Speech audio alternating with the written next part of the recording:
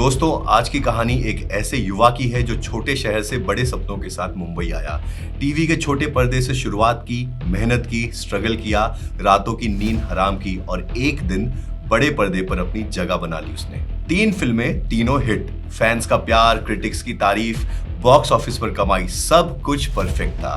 बस एक चीज नहीं थी, वो इनसाइडर नहीं था और ना ही उसके सर पे किसी भाईजान का हाथ था। और इस फिल्मी दुनिया में दोस्तों, आउटसाइडर होना जैसे कि कोई गुनाह हो, एक ऐसा गुनाह जिसकी सजा बहुत भारी हो सकती है कभी कभी। फिर क्या हुआ? एक रात, एक घर, एक पार्टी और अगली सुबह एक लाश, एक फंदा और एक रहस्य। पुलिस बोली सुसाइड, परिवार बोला मर्डर, मीडिया बोली कॉन्स्पिरेसी और जनता आज भी पूछ रही है कि सच क्या है।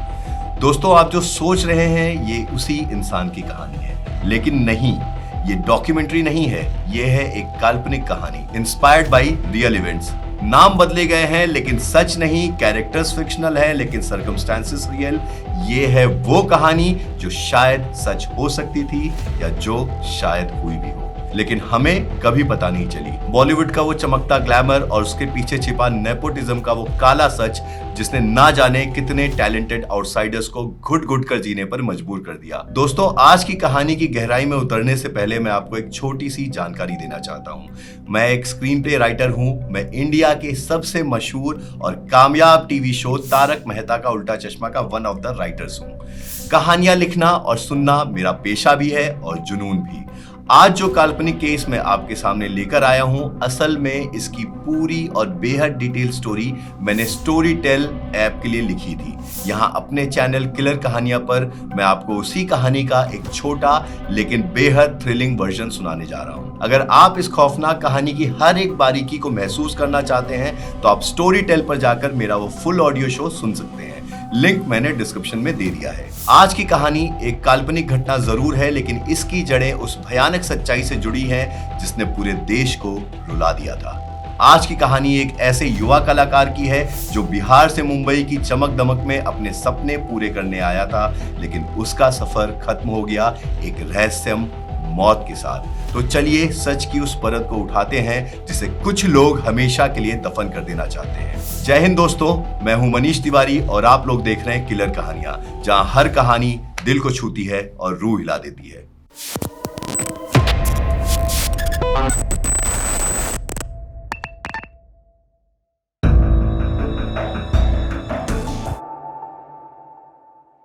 कहानी की शुरुआत होती है मुंबई के मड आइलैंड इलाके के एक आलीशान बंगले से। सुबह के करीब 7 बज रहे थे। बंगले के बाहर भीड़ इकट्ठा हो रही थी। पुलिस की गाड़ियां और एक एम्बुलेंस वहां मौजूद थी। मीडिया वाले कैमरे लगाए बंगले को कवर कर रहे थे। लोग खुसफुसा रहे थे और मोबाइल से तस्वीरें खींच रहे थे। ये बंगला था बॉलीवुड के एक उभरते सितारे अभिमन्यु कुमार त्रिपाठी का। एक न्यूज रिपोर्टर चीखते हुए बता रहा था कि इसी बंगले में अभिमन्यु की लाश फंदे से झूलती मिली है और ये हत्या है या आत्महत्या, अभी भी ये एक रहस्य है। तभी वहां पुलिस कमिश्नर चंद्रकांत कामत की गाड़ी पहुंची। मीडिया वालों ने उन्हें घेरने की कोशिश की, लेकिन कामत बिना कोई जवाब दिए सीधे बंगले के अंदर चले गए। कामत जब बेडरूम में पहुंचे तो वहां का नजारा किसी की भी रूह कंपा देने वाला था। 28 साल के हैंडसम और माया नगरी के उभरते सितारे अभिमन्यु की लाश छत के पंखे से लटकी हुई थी। उसकी आंखें बेजान थी, होठों पर नीलापन था, शरीर अकड़ चुका था और जुबान आधी बाहर लटकी हुई थी। पास खड़े इंस्पेक्टर ने कामत को बताया कि अभिमन्यु का परिवार बिहार से निकल चुका है। कमरे के बाहर कुछ लोग जमा थे। वे वही लोग थे जो पिछली रात अभिमन्यु के साथ इसी बंगले में रुके हुए थे। तभी कामत को आईजी साहब का फोन आया। कामत ने उन्हें भरोसा दिलाया कि अगर कोई गड़बड़ है तो वो उसका पता लगा लेंगे। उन्होंने इस हाई प्रोफाइल केस को सुलझाने की जिम्मेदारी अपने सबसे बेहतरीन अफसर सीनियर इंस्पेक्टर गौरव सहाय को सौंपने का फैसला किया। गौरव सहाय 35 साल का एक फुर्तीला और तेज तर्रार ऑफिसर था जो ऐसे पेचीदा केसों को सुलझाने में माहिर था। थोड़ी देर बाद गौरव कमिश्नर कामत के केबिन में मौजूद था। कामत ने उसे केस की गंभीरता समझाई और जल्द से जल्द ये पता लगाने को कहा कि ये कोई आत्महत्या है या हत्या। गौरव ने केस लेने के साथ एक दिलचस्प शर्त रखी। उसे अपने साथ कांस्टेबल प्रभात शिंदे चाहिए। कामत थोड़े हैरान हुए क्योंकि शिंदे एक घूसखोर पुलिस वाला माना जाता था, लेकिन गौरव ने समझाया कि शिंदे भले ही भ्रष्ट हो लेकिन उसका नेटवर्क और ग्राउंड इंफॉर्मेशन बहुत सॉलिड है।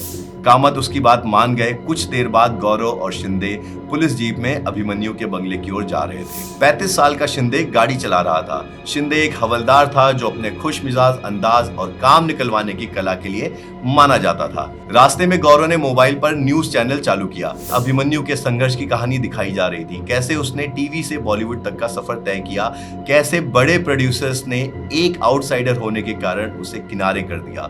थक हार कर अभिमन्यु ने 3 छोटे बजट की फिल्में की जो अपनी दमदार कहानी और उसकी बेहतरीन एक्टिंग के दम पर हिट रही, लेकिन इसके बावजूद नेपोटिज्म की इस दलदल में कोई बड़ा बैनर उसे फिल्म नहीं दे रहा था। बिना सही सरनेम या गॉडफादर के उसे पार्टियों में भी नहीं बुलाया जाता था और कभी कभार बुलाकर भी उसका मजाक उड़ाया जाता था। वो सब कुछ इस उम्मीद में सहता था कि एक दिन इंडस्ट्री उसे अपना लेगी, लेकिन ये खाली बीतते साल उसे अंदर ही अंदर तोड़ रहे थे और वो गहरे डिप्रेशन में चला गया था, जिसके लिए वो एक साइकियाट्रिस्ट की मदद भी ले रहा था। गौरव ने चैनल बदला, जहां एक एंकर चीख चीख कर सवाल उठा रहा था कि जब 4 महीने पहले अभिमन्यु ने बॉलीवुड के सबसे बड़े प्रोड्यूसर करण आहूजा की फिल्म साइन कर ली थी तो अचानक आत्महत्या क्यों की उसने? क्या ये सुसाइड के पीछे रची गई कोई साजिश थी? गौरव और शिंदे मीडिया के इस ओवर द टॉप ड्रामे पर हंस पड़े। दोपहर के करीब 2 बजे दोनों अभिमन्यु के बंगले पर पहुंचे।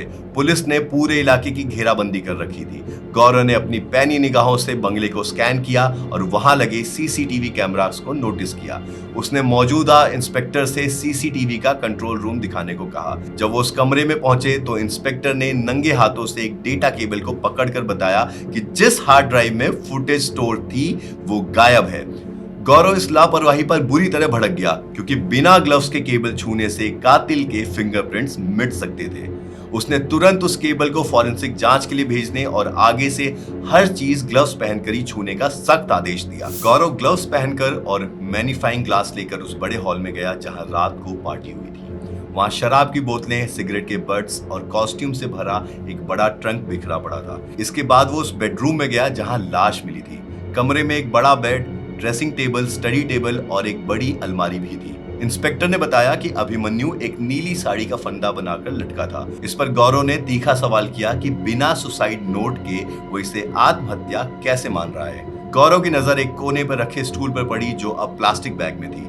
इसी स्टूल पर चढ़कर अभिमन्यु फंदे तक पहुंचा होगा। गौरव ने जब उसे मैग्नीफाइंग ग्लास से चेक किया तो हैरान रह गया। स्टूल पर किसी के भी फिंगरप्रिंट्स नहीं थे, मानो उसे बहुत अच्छे से पोंछकर साफ किया गया हो। इंस्पेक्टर ने तर्क दिया कि शायद सफाई पसंद अभिमन्यु ने खुद उसे साफ किया हो, लेकिन गौरव ने पलटवार किया कि अगर वो खुद स्टूल लाता तो कम से कम उसकी उंगलियों के निशान तो उस पर होने चाहिए थे। गौरव ने तुरंत उस स्टूल को फॉरेंसिक में भेजने को कहा। कमरे की तलाशी के दौरान शिंदे की नजर किताबों पर पड़ी जो ज्यादातर स्पेस साइंस और टेक्नोलॉजी की थी, जिससे पता चलता था कि अभिमन्यु कितना पढ़ा लिखा और इंटेलिजेंट था। किताबों के बीच गौरव को एक ही कंपनी के 3 नए बिना इस्तेमाल किए हुए सिम कार्ड्स मिले। अभिमन्यु के फोन और लैपटॉप के बारे में पूछा तो पता चला कि वो फॉरेंसिक लैब भेजे जा चुके हैं। गौरव को तुरंत अभिमन्यु की कॉल डिटेल्स चाहिए थी। ऑफिशियल प्रोसेस में लगने वाले समय को देखते हुए शिंदे ने अपने संपर्कों का इस्तेमाल कर रात तक डिटेल रिपोर्ट निकलवाने का जिम्मा ले लिया। तभी गौरव की नजर खिड़की से बाहर किचन गार्डन पर पड़ी। जब इंस्पेक्टर ने बताया कि उन्होंने गार्डन की तलाशी अभी तक नहीं ली है क्योंकि लाश कमरे में थी, तो उन्हें लगा कि किचन गार्डन की तलाशी लेने से क्या ही हासिल होगा। इस बात पर गौरव ने उसे बुरी तरह फटकार लगाते हुए कहा कि भाई एक काम कर, तू अब छुट्टी पे ही चला जा, वरना अगर मैं भेजूंगा तो तू बहुत लंबे के लिए जाएगा। वो इंस्पेक्टर सर झुका के वहां से निकल गया। कमरे से बाहर आकर गौरव ने देखा कि पुलिस उन 7-8 लोगों के बयान दर्ज कर रही है जो कल रात बंगले में मौजूद थे। पता चला कि ये सभी करण आहूजा की नई फिल्म के कॉस्ट्यूम ट्रायल के लिए वहां रुके थे। हालांकि फिल्म का डायरेक्टर वहां मौजूद नहीं था। गौरव ने सभी के फिंगरप्रिंट्स और बयानों की सॉफ्ट कॉपी अपने पास मंगवा ली। इसके बाद गौरव और शिंदे गार्डन की तलाशी लेने लगे। तभी गौरव के पैरों के नीचे घास में कुछ गड़ा हुआ महसूस हुआ। जब उसने झुककर देखा तो उसकी आंखें फटी की फटी रह गई। उसने एहतियात से रुमाल निकालकर उस चीज को उठाया। जब उसने वो चीज शिंदे को दिखाई तो शिंदे के भी होश उड़ गए। गौरव ने शिंदे को आदेश दिया कि वो इस चीज को पूरी तरह अनऑफिशियल तरीके से बिना किसी रिकॉर्ड में दर्ज किए फिंगरप्रिंट जांच के लिए भेज दे। रात के करीब 12 बज रहे थे। मुंबई के बाहर खाड़ी के ऊपर बने एक सुनसान ओवरब्रिज पर एक कार आकर रुकती है और उसमें से 42 साल का रॉय वर्गीस निकला। ये वही डायरेक्टर था जो अभिमन्यु की आखिरी फिल्म डायरेक्ट करने वाला था। उसने एक लैपटॉप को निकाला, उसे जमीन पर रखा और एक बड़ा सा पत्थर उठाकर लैपटॉप पे मारा, लैपटॉप को चकनाचूर कर दिया और फिर उस खाड़ी के गहरे पानी में लैपटॉप को फेंक दिया। एक सिगरेट जलाकर वो तेजी से वहां से फरार हो गया। उसके चेहरे से साफ पता चल रहा था कि वो बहुत परेशान है। खैर, इधर गौरव देर रात अपने घर पर लैपटॉप पर गवाहों के बयान और उनके बैकग्राउंड्स के डिटेल्स खंगाल रहा था। तभी उसकी नजर एक नाम पर अटकी। 32 साल की अंजलि भट्ट, जो इस फिल्म की कॉस्ट्यूम डिजाइनर थी और पिछली रात बंगले पर मौजूद थी, लेकिन उसका बयान पुलिस रिपोर्ट से गायब था। इंटरनेट पर उसके बारे में खोजते ही गौरव को कुछ ऐसा मिला जिसने उसे हैरान कर दिया। तभी शिंदे का फोन आया जिसने कुछ ऐसी जानकारी दी कि गौरव का शक और गहरा हो गया। उसी रात शहर के किसी दूसरे हिस्से में 26 साल का आदित्य रस्तोगी, जो मशहूर एक्टर कुणाल रस्तोगी का बेटा था, अपने कमरे में नशे में धुत बैठा था। आदित्य अपनी खराब एक्टिंग और लगातार फ्लॉप फिल्मों की वजह से बॉलीवुड में नाकाम हो चुका था और इसी हताशा में नशे का आदी बन गया था। वो बार बार किसी को फोन लगा रहा था, लेकिन जब सामने वाले ने फोन नहीं उठाया तो उसने गुस्से में अपना फोन पटक दिया और अपनी नसों में ड्रग्स का इंजेक्शन लगा लिया। अगली सुबह जब गौरव पुलिस स्टेशन पहुंचा तो उसने देखा कि अंजलि भट्ट वहां से बाहर निकल रही है। ये वही अंजलि भट्ट थी जो अभिमन्यु के आखिरी फिल्म की कॉस्ट्यूम डिजाइनर थी। अंजलि के फोन पर लगातार किसी के कॉल्स आ रहे थे जिन्हें वो काट रही थी। इंस्पेक्टर ने गौरव को बताया कि कल अंजलि बेहद सदमे में थी, इसलिए वो अपना बयान दर्ज नहीं करा पाई थी और इसी वजह से वो आज अपना बयान दर्ज कराने आई थी। अंजलि पुलिस स्टेशन से निकलकर अपनी कार में बैठी और कुछ दूर जाकर उसने कार रोकी, क्योंकि अभी भी उसके फोन की घंटी लगातार बज रही थी। उसने फोन उठाया और सामने वाले शख्स पे चिल्लाया कि वो बार बार उसे फोन क्यों कर रहा है, वो अभी अभी पुलिस स्टेशन से आई है। फोन के दूसरी तरफ का आदमी बहुत गुस्से में था और अंजलि को उसकी औकात याद दिला रहा था। जब उस आदमी ने पूछा कि पूछताछ में उसका नाम तो नहीं आया, तो अंजलि ने चिढ़ते हुए कहा कि जिस तरह से वो बर्ताव कर रहा है उसका नाम भी जल्द अभिमन्यु के केस में उछल जाएगा। इसके बाद उस आदमी ने अंजलि से कुछ ऐसा कहा जिसे सुनकर अंजलि सन्न रह गई। इधर गौरव कमिश्नर कामत के केबिन में बैठा था। कामत ने उसे बताया कि पोस्टमार्टम रिपोर्ट के हिसाब से ये साफ तौर पर सुसाइड का मामला है। शरीर पर किसी भी बाहरी ताकत या जोर जबरदस्ती के निशान नहीं है, लेकिन गौरव ने बड़े कॉन्फिडेंस से कहा कि उसे पूरा यकीन है कि ये सुसाइड नहीं बल्कि एक बहुत ही सोची समझी साजिश के तहत किया गया है। जब कामत ने हैरानी से पूछा कि उसे क्राइम सीन पर ऐसा क्या मिला जिसकी वजह से वो इतना कॉन्फिडेंट है, तो गौरव ने अपने मोबाइल में एक तस्वीर दिखाई। तस्वीर में रुमाल में लिपटी एक पिस्टल थी। ये वही चीज थी जो गौरव को अभिमन्यु के गार्डन के घास में गड़ी हुई मिली थी। उस पिस्टल को देखकर कमिश्नर कामत की आंखें फटी की फटी रह गई। दोस्तों, आगे बढ़ने से पहले मैं आपको याद दिला दूं कि आज जो केस मैं आपके सामने लेकर आया हूं, असल में इसकी पूरी और बेहद डिटेल कहानी मैंने स्टोरी टेल ऐप के लिए लिखी थी। यहाँ अपने चैनल किलर कहानियां पर मैं आपको उसी कहानी का एक छोटा लेकिन बेहद थ्रिलिंग वर्जन सुना रहा हूँ। अगर आप इस खौफनाक कहानी की हर एक बारीकी को महसूस करना चाहते हैं तो आप स्टोरी टेल पर जाकर मेरा वो फुल ऑडियो शो सुन सकते हैं। लिंक मैंने डिस्क्रिप्शन में दे दिया है। चलिए अब कहानी को आगे लेकर चलते हैं। गौरव और कमिश्नर कामत आमने सामने बैठे थे। कामत की नजरें गौरव के मोबाइल स्क्रीन पर टिकी थी जिसमें रुमाल में लिपटी उसी पिस्टल की तस्वीर थी। कामत हैरान थे। गौरव ने उन्हें बताया कि उस रात बंगले पर मौजूद किसी भी व्यक्ति के फिंगरप्रिंट्स इस पिस्टल से मैच नहीं हुए हैं। इसका सीधा मतलब था कि उस रात बंगले पर कोई बाहरी शख्स भी आया था। गौरव ने जानबूझकर इस पिस्टल को पुलिस के एविडेंस लिस्ट में दर्ज नहीं किया था, क्योंकि अगर ये बात लीक हो जाती तो कातिल सतर्क हो सकता था। अब ये पिस्टल ही वो इकलौता और सबसे ठोस सुराग था जो उन्हें उस अनजान शख्स तक पहुंचा सकता था। इसके अलावा गौरव ने एक और चौंकाने वाली बात बताई। अभिमन्यु ने पिछले 1 महीने में 15 बार अपने सिम कार्ड्स बदले थे। सेलिब्रिटीज का नंबर बदलना आम बात है, लेकिन अभिमन्यु को इंटरनेट कॉल्स आ रहे थे जिन्हें ट्रेस नहीं किया जा सकता था। गौरव को शक था कि कोई उसे लगातार धमका रहा था। इसके साथ ही वो स्टूल जिस पर चढ़कर अभिमन्यु लटका था, उसे इतनी सफाई से पोंछा गया था, इतनी सफाई से साफ किया गया था कि उस पर किसी की भी उंगलियों के निशान नहीं थे। ये सारे सुराग सुसाइड नहीं बल्कि एक वेल प्लान्ड मर्डर की तरफ इशारा कर रहे थे। लेकिन गौरव के तरकश में सबसे बड़ा तीर अभी बाकी था। उसने कामत को अपने फोन पर एक वीडियो दिखाया। ये वीडियो एक बॉलीवुड सक्सेस पार्टी का था। वीडियो में जाने माने सितारे जश्न मना रहे थे, लेकिन एक कोने में 32 साल की मशहूर आइटम गर्ल सोनाली बेहद उदास और अकेली खड़ी शराब पी रही थी। कामत ने सोनाली को तुरंत पहचान लिया, क्योंकि करीब 2 महीने पहले इसी पार्टी के दौरान 18वीं मंजिल से कूदकर सोनाली ने भी आत्महत्या कर ली थी। कामत समझ नहीं पा रहे थे कि सोनाली की मौत का अभिमन्यु के केस से क्या लेना देना है। तब गौरव ने एक व्यंग्यात्मक मुस्कान के साथ 2 बड़े कनेक्शंस बताए। पहला, जिस रात अभिमन्यु की मौत हुई उस रात उसके बंगले पर जो लोग मौजूद थे वो सभी उस पार्टी में भी मौजूद थे जहां सोनाली की मौत हुई थी। और दूसरा सबसे बड़ा कनेक्शन अभिमन्यु की आखिरी फिल्म की कॉस्ट्यूम डिजाइनर अंजलि। असल में सोनाली की सगी बहन थी अंजलि। हैरानी की बात यह थी कि अपनी बहन सोनाली की मौत वाली रात अंजलि उस पार्टी में नहीं थी, लेकिन अभिमन्यु की मौत वाली रात वो उसके बंगले पर मौजूद थी। गौरव की गट फीलिंग कह रही थी कि इन दोनों मौतों के तार आपस में जुड़े हुए हैं। कामत ने गौरव को सतर्क रहने की चेतावनी दी, क्योंकि अभिमन्यु की मानसिक हालत ठीक नहीं थी और वो एक साइकियाट्रिस्ट से इलाज भी ले रहा था।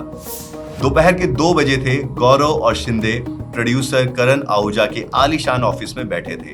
50 साल का करण एकदम खानदानी रईस लग रहा था। ये वही प्रोड्यूसर था जिसकी फिल्म अभिमन्यु करने वाला था। गौरव ने सीधा सवाल दागा कि हमेशा बड़े सुपरस्टार्स के साथ काम करने वाले करण ने अचानक एक टीवी एक्टर को क्यों साइन किया। करण ने बेबाकी से जवाब दिया कि उसकी पिछली 5 बड़ी फिल्में बुरी तरह फ्लॉप रही थी। इंडस्ट्री में कोई भी बड़ा या छोटा हीरो उसके साथ काम करने को तैयार नहीं था और फाइनेंसर्स ने भी हाथ खींच लिए थे। ऐसे में अभिमन्यु, जिसकी पिछली 3 छोटे बजट की फिल्में हिट रही थी, उसके बजट और स्क्रिप्ट दोनों में फिट बैठ रहा था। शिंदे ने बीच में टोकते हुए पूछा कि क्या ये सच है कि ये फिल्म पहले मशहूर सुपरस्टार राजेंद्र सेठी के बेटे आदित्य सेठी को ऑफर हुई थी, वही आदित्य जो ड्रग्स लेता था। करण ने हामी में सिर हिलाते हुए कहा कि हाँ, लेकिन ये फिल्म भारत के स्वतंत्रता संग्राम पर आधारित थी। फिल्म साइन करने के कुछ दिन बाद ही आदित्य ड्रग्स के साथ पकड़ा गया। एक ड्रग एडिक्ट को फ्रीडम फाइटर के रोल में कास्ट करना फिल्म की इमेज बर्बाद कर देता है, इसलिए उसे फिल्म से आदित्य को निकालना पड़ा। करण ने बताया कि अभिमन्यु को 5 महीने पहले साइन किया गया था, लेकिन फाइनेंस, स्क्रिप्ट और डायरेक्टर रॉय वर्गीस के नखरों की वजह से शूटिंग में देरी हो रही थी। करण आहूजा ने यह भी बताया कि डायरेक्टर रॉय एक टीवी एक्टर के साथ फिल्म बनाने के सख्त खिलाफ था, क्योंकि उसे लगता था कि इससे उसकी खुद की इमेज खराब होगी। करण ने उसे 3 और फिल्मों का लालच देकर किसी तरह मनाया था। जब गौरव ने अभिमन्यु की मानसिक हालत के बारे में पूछा तो करण ने एक हैरान करने वाला खुलासा किया। उसने बताया कि डिप्रेशन का शिकार अभिमन्यु पिछले कुछ समय से काफी खुश रहने लगा था। यहाँ तक कि उसने डॉक्टर मारिया फर्नांडिस, जो खार में बैठती है और लगभग आधी इंडस्ट्री उन्हीं के पास जाती है, उसने उनकी दी हुई दवाइयां खानी भी बंद कर दी थी। जिस रात अभिमन्यु की मौत हुई उस रात के बारे में पूछने पर करण ने बताया कि बंगले पर अभिमन्यु का लुक टेस्ट और कॉस्ट्यूम ट्रायल चल रहा था, लेकिन डायरेक्टर रॉय वर्गीस वहां नहीं था। कॉस्ट्यूम ट्रायल्स के बाद सबने पार्टी की और रात करीब 1 बजे तक सबने साथ में शराब पी और फिर करण वहां से निकल गया। करण ने जाते जाते एक और अहम बात बताई, उस रात अभिमन्यु की गर्लफ्रेंड अवंतिका भी वहां थी। दोनों के बीच किसी बात पर झगड़ा हुआ था, जिसके बाद अवंतिका वहां से चली गई और अभिमन्यु का मूड काफी खराब हो गया था। बातचीत के बीच करण को फिल्म के फाइनेंसर का कॉल आया, जो अभी तक प्री प्रोडक्शन में लगभग 5 करोड़ रुपए लगा चुके थे। वो अब घबराए हुए थे। गौरव ने करण की टेबल पर रखी फिल्म की स्क्रिप्ट की हार्ड कॉपी जांच के लिए मांग ली और शिंदे के साथ वहां से निकल गया। गाड़ी में बैठते ही गौरव ने शिंदे को 2 काम सौंपे। पहला, डोंगरी जाकर पता करना कि वो गार्डन वाली पिस्टल किस डीलर की हो सकती है, और दूसरा उस पार्टी हॉल में जाकर किसी वेटर या मैनेजर को ढूंढना जो सोनाली की आत्महत्या वाली रात वहां मौजूद था, क्योंकि असली खबरें वहीं से मिलती हैं। शाम के 5:30 बजे थे। गौरव अभिमन्यु की साइकियाट्रिस्ट डॉक्टर मारिया फर्नांडिस के शानदार केबिन में बैठा था। 45 साल की मारिया बेहद सुलझी हुई और सोफिस्टिकेटेड महिला थी। शुरुआत में उन्होंने मरीज की प्राइवेसी का हवाला देकर जानकारी देने से मना कर दिया, लेकिन जब गौरव ने वारंट और पुलिस स्टेशन बुलाने की धमकी दी तो वो सहयोग करने के लिए तैयार हो गई। मारिया ने बताया कि 1 साल पहले अवंतिका ही अभिमन्यु को उनके पास लेकर आई थी। लगातार हिट फिल्में देने के बावजूद बड़े बैनर्स का उसे आउटसाइडर समझकर काम ना देना उसे डिप्रेशन और गंभीर एंजाइटी की तरफ ढकेल रहा था। मारिया ने उसकी थेरेपी और दवाइयां शुरू की, इलाज का असर भी हुआ और पिछले 2 महीनों से वो काफी ठीक रहने लगा था। लेकिन फिर मारिया ने एक ऐसी बात बताई जिसने सुसाइड की थियरी को एक नया एंगल दे दिया। उन्होंने बताया कि पिछले 1 महीने से अभिमन्यु ने खुद ही दवाइयां लेना बंद कर दिया था। डिप्रेशन की दवाइयों का कोर्स अचानक छोड़ने से खतरनाक साइड इफेक्ट्स होते हैं। एंजाइटी इतनी हावी हो सकती है कि इंसान बिना सोचे समझे अपनी जान लेने जैसा कदम भी उठा सकता है। मारिया को शक था कि शायद उस रात अभिमन्यु को एंजाइटी का गंभीर पैनिक अटैक आया हो और उसे ना संभाल पाने के कारण उसने फांसी लगा ली हो। उन्होंने अवंतिका को भी इस खतरे के बारे में चेतावनी दी थी, लेकिन उसने इसे हल्के में लिया था। रात के 2 बज रहे थे। गौरव अपने घर के अंदर सिगरेट से भरे हुए धुएं के बीच लैपटॉप पर अभिमन्यु के केस से जुड़े तमाम सबूत खंगाल रहा था। कॉल डिटेल्स, इंस्टाग्राम अकाउंट्स और बैंक स्टेटमेंट्स चेक करते हुए अचानक उसकी आंखें हैरानी से चौड़ी हो गई। अभिमन्यु के तीनों बैंक अकाउंट्स में नॉमिनी के तौर पर सिर्फ एक ही नाम दर्ज था, उसकी गर्लफ्रेंड अवंतिका घोष। गौरव के चेहरे पर एक शातिर मुस्कान तैर गई। अगली सुबह पुलिस स्टेशन में शिंदे ने अभिमन्यु के 23 वर्षीय नौकर प्रेम गुप्ता को बुरी तरह डरा कर पूछताछ के लिए तैयार कर रखा था। जब गौरव केबिन में आया तो उसने शिंदे को बाहर भेजा और डरे सहमे प्रेम से प्यार से बात करनी शुरू की। प्रेम ने बताया कि वो पिछले 4 सालों से अभिमन्यु के साथ था। अभिमन्यु बहुत नेक और खुश मिजाज इंसान था, किसी तरह का नशा नहीं करता था, लेकिन पिछले कुछ समय से परेशान रहने लगा था। प्रेम ने हिचकिचाते हुए बताया कि बंगले में अक्सर अवंतिका रहा करती थी उसके साथ, लेकिन जब अवंतिका शहर से बाहर होती थी तो पिछले 2 महीनों से कॉस्ट्यूम डिजाइनर अंजलि वहां आकर रुका करती थी। यानी छुप छुपाकर दोनों के बीच कुछ तो चल रहा था। जिस रात अभिमन्यु की मौत हुई उस रात अंजलि को लेकर अभिमन्यु और अवंतिका के बीच बहुत भयंकर झगड़ा हुआ था। दोनों ने एक दूसरे को बुरा भला कहा और अवंतिका अपना सामान लेकर बंगले से चली गई। इसके बाद वहां मौजूद प्रोड्यूसर करण और अंजलि के साथ अभिमन्यु ने थोड़ी शराब पी और करण के जाने के बाद अंजलि किसी दूसरे कमरे में सोने चली गई। प्रेम ने एक बेहद अहम जानकारी दी, ये जानकारी आप भी याद रखिएगा। रात करीब 2 बजे वो अभिमन्यु को सोने से पहले उसका रोज का गर्म पानी देने उसके कमरे में गया था। उस वक्त अभिमन्यु कमरे में बिल्कुल अकेला था और जिंदा था। उसने पानी पिया और सो गया। यानी अभिमन्यु को आखिरी बार जिंदा देखने वाला शख्स प्रेम ही था और अगली सुबह उसे फंदे पर झूलता हुआ भी सबसे पहले प्रेम ने ही देखा था। इधर दोपहर के 12 बज रहे थे। फिल्म का डायरेक्टर रॉय वर्गीस अपने बेडरूम में सो रहा था। कमरे में शराब की खाली बोतलें बिखरी थी। तभी वहां बिल्कुल फ्रेश और तैयार होकर एक औरत दाखिल हुई। उसने रॉय को प्यार से जगाया और किस किया। वो औरत कोई और नहीं बल्कि अभिमन्यु की गर्लफ्रेंड अवंतिका थी। दोनों की बातों से साफ था कि उनका अफेयर चल रहा था। अवंतिका ने रॉय से पूछा कि वो कब तक ऐसे छुप छुप कर मिलेंगे और कब अपने रिश्ते को दुनिया के सामने कबूलेंगे। रॉय ने चालाकी से जवाब दिया कि अभिमन्यु का केस सेटल होने के बाद वो लोग ऐसा करेंगे। अवंतिका ने रॉय की आंखों में देखकर एक चेतावनी भरे लहजे में कहा कि वो उसे कभी धोखा देने के बारे में सोचे भी मत। रॉय ने उसे अपनी मीठी बातों में उलझाकर विदा किया, लेकिन उसके जाते ही रॉय ने सिगरेट जलाते हुए नफरत से बड़बड़ाया, धोखे की बात करती है बड़ी बिच। दोपहर 1 बजे शिंदे उस वेटर को लेकर गौरव के सामने हाजिर हुआ जो सोनाली की मौत वाली पार्टी में काम कर रहा था। वेटर ने जो बताया वो इस केस का एक नया खौफनाक पन्ना था। वेटर ने बताया कि उस रात पार्टी में सोनाली बहुत दुखी थी और अकेले कोने में शराब पी रही थी। तभी वहां एक्टर आदित्य सेठी आया जो जमकर ड्रग्स ले रहा था। आदित्य सोनाली के पास गया और दोनों में किसी बात पर भयंकर बहस होने लगी। झगड़ा इतना बढ़ गया कि गालियों की नौबत आ गई और आदित्य ने सबके सामने सोनाली को जान से मारने की धमकी दे डाली। बाउंसर्स को आकर उन्हें अलग करना पड़ा और उस झगड़े के ठीक आधे घंटे बाद सोनाली ने 18वीं मंजिल से कूदकर जान दे दी। इस खुलासे ने गौरव को गहरी सोच में डाल दिया। वो सिगरेट का कश लेते हुए कड़ियों को जोड़ने की कोशिश कर रहा था कि तभी केबिन के दरवाजे पर कॉस्ट्यूम डिजाइनर अंजलि आ खड़ी हुई। गौरव ने उसे अंदर बुलाया और बिना कोई भूमिका बांधे सीधे उसकी आंखों में देखते हुए एक ऐसा सवाल दागा जिससे अंजलि के होश उड़ गए। गौरव ने एक हल्की सी मुस्कान के साथ कहा, अंजलि जी, मुझे बस इतना बता दीजिए कि अभिमन्यु के बंगले के सीसीटीवी कैमरों की फुटेज वाली वो हार्ड ड्राइव कहाँ है। अंजलि सिर से पैर तक सिहर उठी। गौरव ने आगे कहा, उस हार्ड ड्राइव के डेटा केबल पर जो फिंगरप्रिंट्स मिले हैं वो आपसे मैच करते हैं। बताइए आपने ऐसा क्यों किया?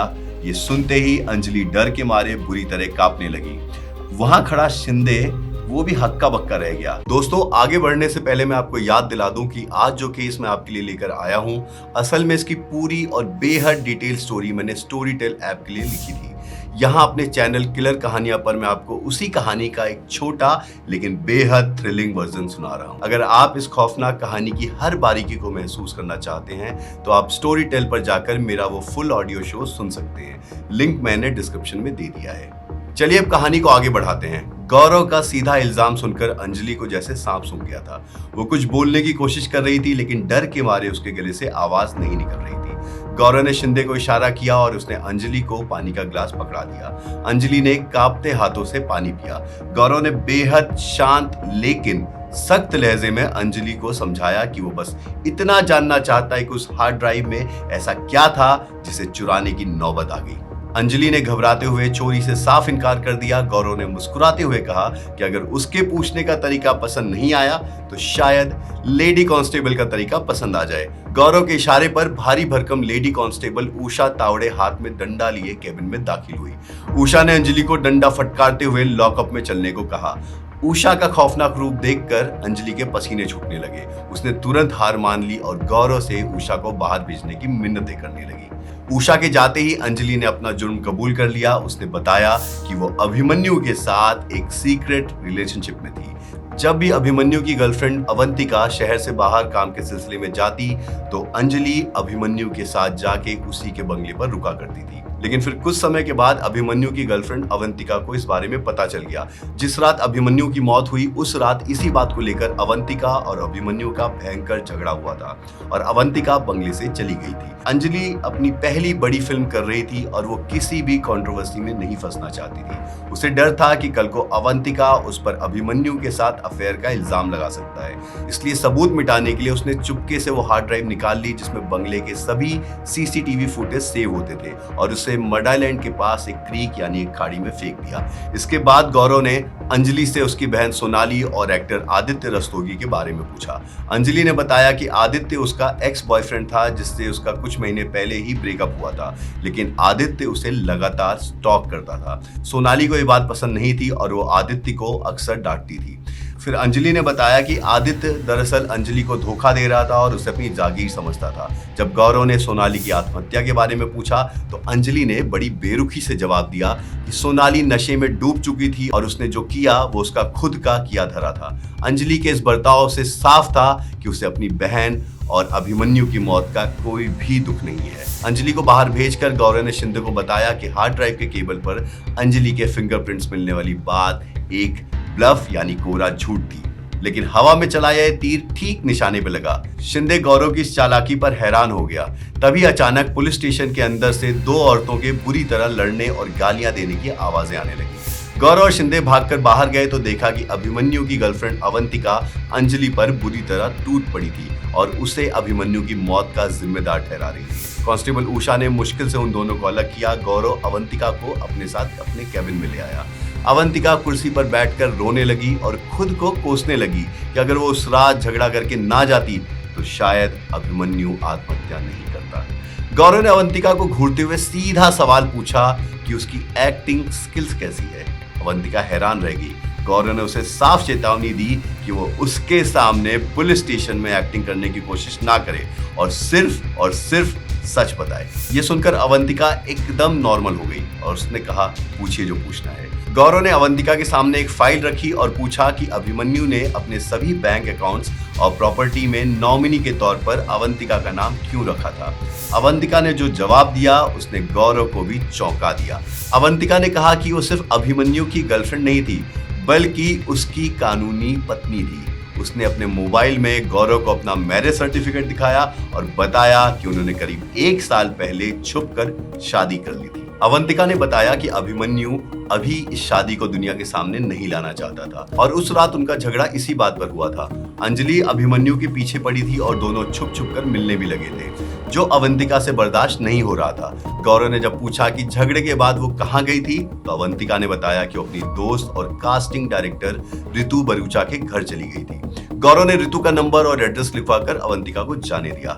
अवंतिका के जाते ही गौरव ने शिंदे को बताया कि बिना किसी ठोस सबूत के इन लोगों से पूछताछ करना बेकार है क्योंकि ये सभी पुलिस को गोल गोल घुमाएंगे। शिंदे ने गौरव को भरोसा दिलाया कि आज रात कुछ ना कुछ सॉलिड हाथ जरूर लगेगा क्योंकि वो गार्डन में मिली पिस्टल के सप्लायर से मिलने नाला सुपारा जा रहा है। इधर पुलिस स्टेशन से निकलकर अवंतिका ने अपनी कार में बैठते ही अपनी दोस्त रितु को फोन किया। उसने रितु से गुजारिश की कि अगर पुलिस पूछताछ करे तो वो कह दे कि उस रात अवंतिका उसके साथ उसके घर पर ही थी। रितु ये झूठ बोलने के लिए तो मान गई, पर फिर उसने पूछा कि वो आखिरकार उस रात थी कहाँ। अवंतिका ने बाद में बताने का बहाना कर फोन काट दिया और कार की स्पीड बढ़ा ली। उधर अंजलि जब अपने घर पहुंची तो उसे एहसास नहीं था कि कोई परछाई उसका पीछा कर रही है। जैसे ही उसने दरवाजा बंद किया, पीछे से किसी ने उसके गले पर एक बड़ा सा खंजर रख दिया। ये कोई और नहीं बल्कि उसका एक्स बॉयफ्रेंड आदित्य था। अंजलि उसे देखकर भड़क गई। आदित्य ने पहले तो उसे मनाने की कोशिश की, लेकिन जब अंजलि ने उसे धुतकार दिया तो आदित्य ने अपना असली रंग दिखाया। उसने अंजलि से वही गायब हुई हार्ड ड्राइव मांगी। अंजलि ने उसे बता दिया कि वो हार्ड ड्राइव फेंक चुकी है और अगर वो आदित्य को मिल भी गई तो वो पुलिस को इस बारे में सब बता देगी। आदित्य चिढ़कर वहां से निकल गया। बाहर आते ही आदित्य ने किसी अनजान इंसान को फोन लगाया और चरस की सिगरेट पीते हुए बताया कि अंजलि ने हार्ड ड्राइव देने से मना कर दिया है। उस अनजान आदमी ने आदित्य को शांत रहने और हार्ड ड्राइव मिलने का इंतजार करने को कहा। रात के 11:30 बज चुके थे। नाला सुपारा की तंग और अंधेरी झुग्गियों में गौरव और शिंदे एक छोटे मोटे आर्म डीलर्स मान्या के सामने खड़े थे। मान्या ने पिस्टल की तस्वीर देखकर तुरंत पहचान ली और कहा कि एक बहुत ही महंगी जर्मन पिस्टल है और वो सिर्फ देसी कट्टे बेचता है। शिंदे ने जब उस पर दबाव बनाया तो मान्या ने डरते हुए कहा कि मुस्तफा नाम का एक खतरनाक डीलर है जो ऐसी महंगी पिस्टल में डील करता है। मान्या उन्हें मुस्तफा के घर के बाहर छोड़कर भाग गया। शिंदे ने लात मारकर मुस्तफा के घर का दरवाजा खोला। 40 साल का हट्टा कट्टा मुस्तफा अंदर लुंगी बनियान में खड़ा था। पुलिस को देखकर उसने कपड़े पहनने का बहाना बनाया और चुपके से घर के रोशनदान से कूदकर भागने लगा। गौरव और शिंदे उसका पीछा करने लगे। नाला सुपारा की भूल भुलैया जैसी गलियों में एक लंबी दौड़ हुई और आखिरकार जब मुस्तफा एक चौड़ी सड़क पर दिखा तो सांसें उखड़ने के बावजूद गौरव ने अपनी सर्विस रिवॉल्वर निकाली और भागते हुए मुस्तफा पर फायर कर दिया। गोली सीधे मुस्तफा के दाएं हाथ पर लगी और वो वहीं गिरकर कराहने लगा। फिर गौरव ने उसे पकड़ते हुए उसे पिस्टल की वही तस्वीर दिखाई। दर्द से तड़पते हुए मुस्तफा ने कबूल कर दिया कि वो पिस्टल उसी ने बेची थी और जिसे बेची थी उसका नाम सुनकर गौरव और शिंदे सन्न रह गए। मुस्तफा ने बताया कि रिवॉल्वर उसने डायरेक्टर रॉय वर्गीस को बेची थी। ये वही रॉय था जो अभिमन्यु की आखिरी फिल्म डायरेक्ट कर रहा था, या यूं कहें डायरेक्ट करने वाला था। गौरव ने मुस्तफा को अस्पताल भेजकर फिंगरप्रिंट एक्सपर्ट को सीधे पुलिस स्टेशन बुलवा लिया।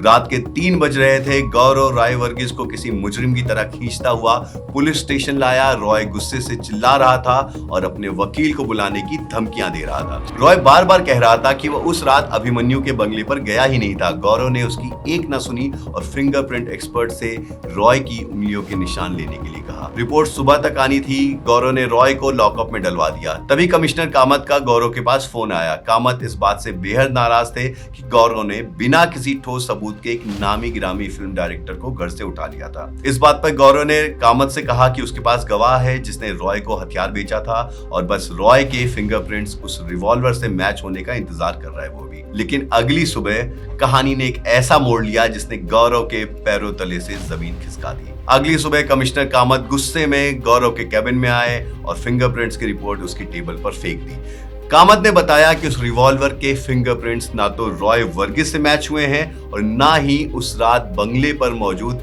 किसी भी शख्स से।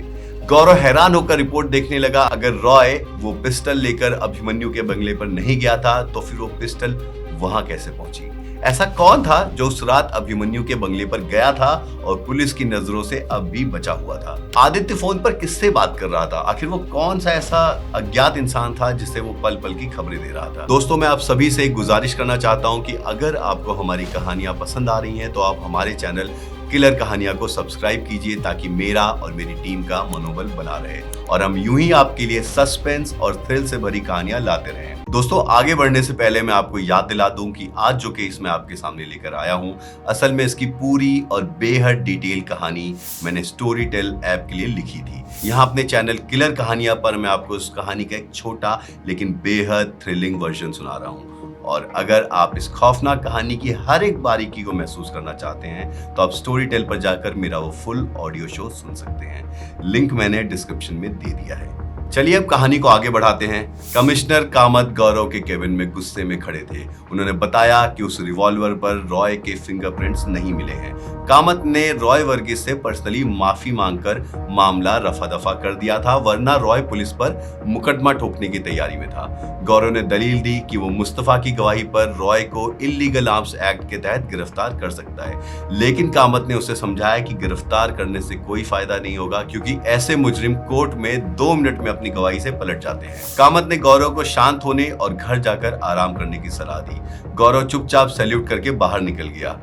इधर दोपहर का 1 बज रहा था। अभिमन्यु का नौकर प्रेम गुप्ता डरा सहमा सा मुंबई के धारावी की तंग और भूल भुलैया जैसी गलियों से गुजर रहा था। वो एक पुराने घर के सामने रुका। उसने दरवाजा खटखटाया। अंदर से तकरीबन एक 65 साल की एक बूढ़ी चाची ने दरवाजा खोला। प्रेम ने इधर उधर देखा कि कोई उसे देख तो नहीं रहा है और वो सीधा घर के अंदर चला गया। घर के अंदर जाते ही चाची ने दरवाजा बंद किया और उसने एक पुराने संदूक से नोटों की एक मोटी गड्डी निकाली और प्रेम को देते हुए पूछा कि ये रहे उसके पैसे, मगर वो जानना चाहती है कि इतने सारे पैसे प्रेम के पास कहां से आए। प्रेम ने चालाकी से जवाब दिया कि इतने पैसे वो जिंदगी भर मेहनत करके भी नहीं कमा सकता था। उसने चाची को कुछ पैसे दिए और बाकी रकम लेकर वहां से निकल गया। बेसिकली उसने नहीं बताया कि वो पैसे कहां से आए थे। धारावी से निकलकर प्रेम एक ऑटो में बैठा और एक पुराने सुनसान गोदाम के पास पहुंचा। गोदाम के अंदर अंधेरे रास्तों से गुजरता हुआ एक बड़े कमरे में दाखिल हुआ। वहां रहमत नाम का एक खूंखार सट्टेबाज अपने गुंडों और लैपटॉप्स के साथ बैठा सट्टे का धंधा चला रहा था। रहमत ने प्रेम को देखते ही मजाक उड़ाया कि क्या आज भी वो पैसे चुकाने के लिए मोहलत मांगने आया है, लेकिन प्रेम ने चुपचाप नोटों की गड्डी रहमत के आदमी को थमा दी। इतने पैसे देखकर रहमत खुश हो गया और उसने प्रेम को आईपीएल के नए सट्टे खेलने का लालच दिया, लेकिन प्रेम ने हाथ जोड़कर कहा कि उसका पुराना हिसाब खत्म हो चुका है और अब वो सट्टा नहीं खेलेगा। रहमत ने उसे जाने दिया। गोदाम से बाहर निकलकर मेन रोड पर आकर प्रेम ने एक पीसीओ बूथ से किसी अनजान इंसान को फोन लगाया। फोन उठाते ही प्रेम ने अपने बाकी के पैसों की मांग की। फोन के दूसरी तरफ मौजूद शख्स ने कहा कि उसने एडवांस में सारे पैसे तो दे दिए थे, लेकिन प्रेम अड़ गया था कि वो पैसा तो उसका उधारी चुकाने में चला गया और अब उसे और पैसे चाहिए। प्रेम ने उस शख्स को ब्लैकमेल करते हुए कहा कि उसने उसके लिए बहुत बड़ा काम किया है और अब वो अपना हिस्सा लेकर ही गांव वापस जाएगा। फोन के दूसरी तरफ कुछ देर खामोशी रही। फिर उस शख्स ने प्रेम को रात के 2 बजे बोरीवली रेलवे स्टेशन के आखिरी फ्लाईओवर पर आकर मिलने को कहा। प्रेम खुश होकर वहां से निकल गया। उसे यकीन हो गया था कि अब उसे उसके बाकी के पैसे मिलेंगे जिनसे वो हमेशा के लिए गांव चला जाएगा और वहीं सेटल हो जाएगा। उधर बैंड्रा के एक पॉश फ्लैट में बॉलीवुड का फ्लॉप और नशेड़ी एक्टर आदित्य शराब के नशे में डूबा बैठा था। ये फ्लैट डायरेक्टर रॉय वर्गीस का था। रॉय और आदित्य कॉलेज के दिनों से दोस्त थे।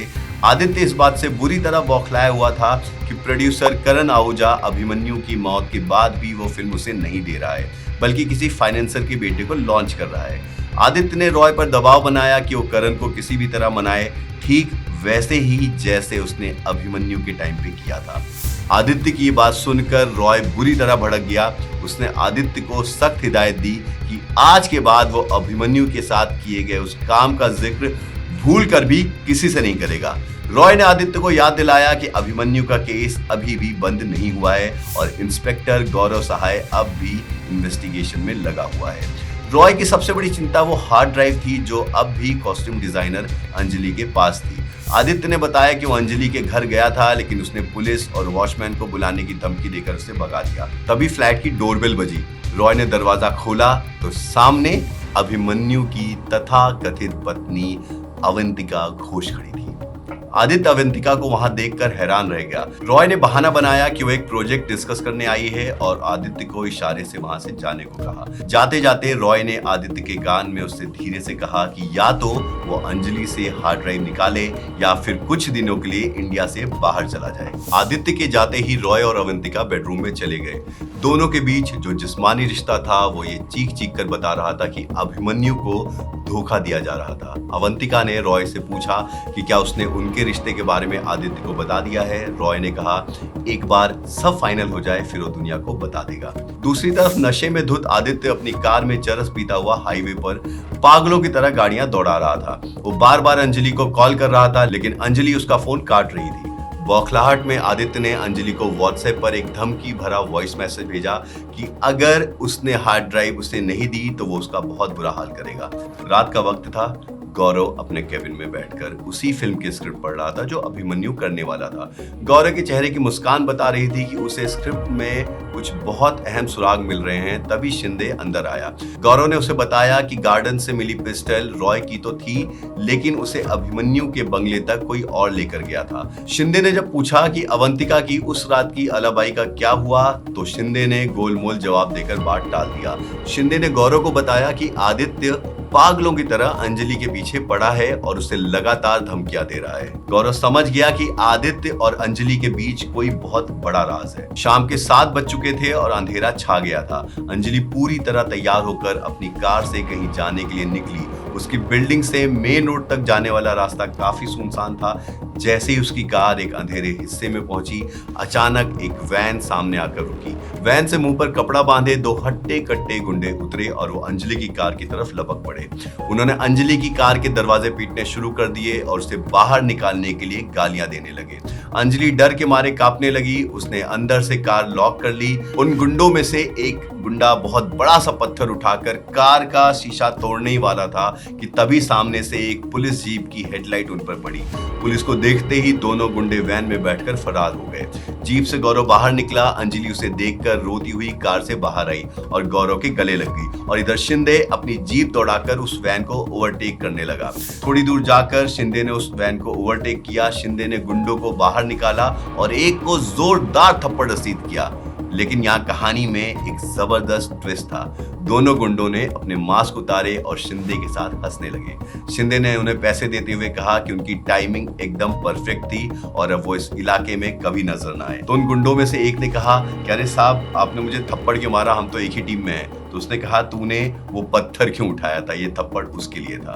खैर, इसके बाद उन्होंने पैसे लिए और 2 गुंडे हमेशा के लिए वहां से निकल गए। दरअसल ये हमला अंजलि को डराने के लिए गौरव और शिंदे का ही रचा हुआ एक नाटक था। इधर गौरव अंजलि को कंसोल कर रहा था। मौत के डर से अंजलि पूरी तरह टूट चुकी थी। उसने गौरव को बताया कि ये हमला हो ना हो आदित्य ने ही करवाया है। फिर अंजलि गुस्से में अपनी कार की डिक्की के पास गई और डिक्की खोलकर उसमें से एक पैकेट निकालकर गौरव को दे दिया। जब गौरव ने पैकेट खोला तो उसकी आंखें फटी रह गई। वो वही हार्ड ड्राइव थी जिसकी तलाश पुलिस कर रही थी। अंजलि ने रोते हुए कबूल किया कि उसने पुलिस से झूठ बोला था। आदित्य इस हार्ड ड्राइव के लिए उसकी जान के पीछे पड़ा था। गौरव अंजलि को लेकर तुरंत पुलिस स्टेशन आ गया। रात के 8:30 बजे गौरव ने वो हार्ड ड्राइव अपने कंप्यूटर से कनेक्ट की। उसमें अभिमन्यु की मौत वाली रात सारे सीसीटीवी फुटेज मौजूद थे। गौरव ने फुटेज देखना शुरू किया। सब कुछ नॉर्मल लग रहा था। अंजलि के कहने पर गौरव ने फुटेज को थोड़ा फास्ट फॉरवर्ड किया और फिर जो स्क्रीन पे दिखा उसने गौरव और शिंदे के होश उड़ा दिए। देर रात उस फुटेज में साफ दिख रहा था कि आदित्य चोरी छिपे अभिमन्यु के बंगले में दाखिल हो रहा था। थोड़ी देर बाद वो बेहद घबराई हुई हालत में बंगले से बाहर आता है और उसी वक्त उसके हाथ से एक पिस्टल गार्डन में गलती से गिर जाती है। अचानक आदित्य की नजर सीसीटीवी कैमरे पर पड़ती है और वो मुंह छुपाकर वहां से भाग जाता है। अंजलि ने बताया कि आदित्य ने उसे फोन करके मिन्नतें की थी, उसे धमकियां दे रहा था कि वो कैसे भी वो हार्ड ड्राइव उसके हवाले कर दे, क्योंकि उसे डर था ये हार्ड ड्राइव अगर सामने आई तो पुलिस उसे सीधा गिरफ्तार कर देगी। अंजलि ने भी अवंतिका से अपना अफेयर छुपाने के लिए वो हार्ड ड्राइव निकाल के रखी थी। याद है ना, मैंने कहा था कि जब भी अवंतिका शहर से बाहर जाती थी तो अंजलि अभिमन्यु के साथ उसके घर पे आकर रहा करती थी और उस हार्ड ड्राइव में उस सीसीटीवी की सारी फुटेजेस थी। गौरव को अब अपनी सबसे बड़ी ठोस लीड मिल चुकी थी। उसने तुरंत इंस्पेक्टर शर्मा को आदेश दिया कि वो जाकर आदित्य को उसके घर से उठा कर लाए। इधर रात के 2 बज रहे थे। बोरीवली रेलवे स्टेशन के आखिरी सुनसान ब्रिज पर अभिमन्यु का नौकर प्रेम गुप्ता उस रहस्यमयी इंसान का इंतजार कर रहा था जिसको उसने पीसीओ पर फोन किया था और उससे पैसे मांगे थे। ब्रिज पर एक नशेड़ी इंसान के अलावा और कोई नहीं था और वो नशेड़ी इंसान थोड़ा दूर एक कंबल ढके सोया पड़ा था। तभी वहां एक आदमी ओवरकोट पहने हुए पहुंचा। प्रेम ने उसे सलाम किया और अपने पैसों की मांग की।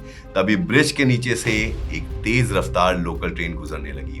उस आदमी ने मौका देखा और इससे पहले कि प्रेम को समझ पाता, उस आदमी ने प्रेम को जोरदार धक्का दिया। प्रेम सीधा नीचे गुजरती हुई ट्रेन के आगे आकर गिर गया। ट्रेन की तेज आवाज में प्रेम की आखिरी चीख हमेशा के लिए दब गई और उसका शरीर कट कर टुकड़ों में बिखर गया। उस कातिल ने एक नजर नीचे देखा और अंधेरे का फायदा उठाकर वो वहां से फरार हो गया। दोस्तों, अब मैं आप सभी से फिर से वही गुजारिश करना चाहता हूं कि अगर आपको हमारी कहानियां पसंद आ रही हो तो आप हमारे चैनल किलर कहानियों को सब्सक्राइब कीजिए ताकि मेरा और मेरी टीम का मनोबल बना रहे और हम यूं ही आपके लिए सस्पेंस और थ्रिल से भरी कहानियां लाते रहें। कहानी अब अपने सबसे रोमांचक और खौफनाक अंजाम की ओर बढ़ती है। सुबह के 9 बज रहे थे। गौरव और शिंदे पुलिस स्टेशन पहुंचे तो उन्हें एक चौंकाने वाली खबर मिली।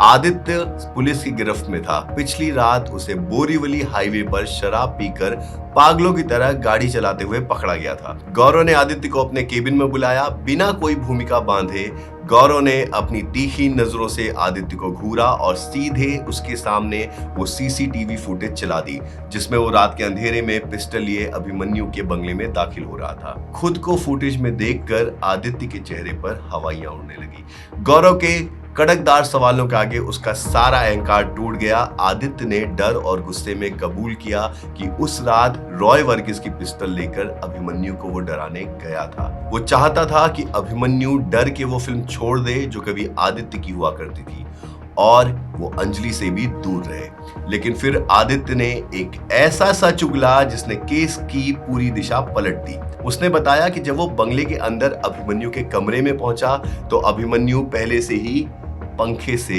लटका हुआ था। एक लाश को अपने सामने झूलता देख आदित्य के पसीने छूट गए। वो बदहवास होकर वहां से भागा और उसी हड़बड़ाहट में वो पिस्टल वहीं गार्डन में गिर गई। भागने के बाद उसने अंजलि को फोन करके वो सीसीटीवी फुटेज वाली ड्राइव वहां से गायब करने के लिए कहा था, लेकिन अंजलि ने अपने बचाव के लिए उस ड्राइव को अपने साथ उठा लिया। आदित्य के जाने के बाद गौरव और शिंदे ने उस फुटेज की टाइमलाइन को ध्यान से परखा।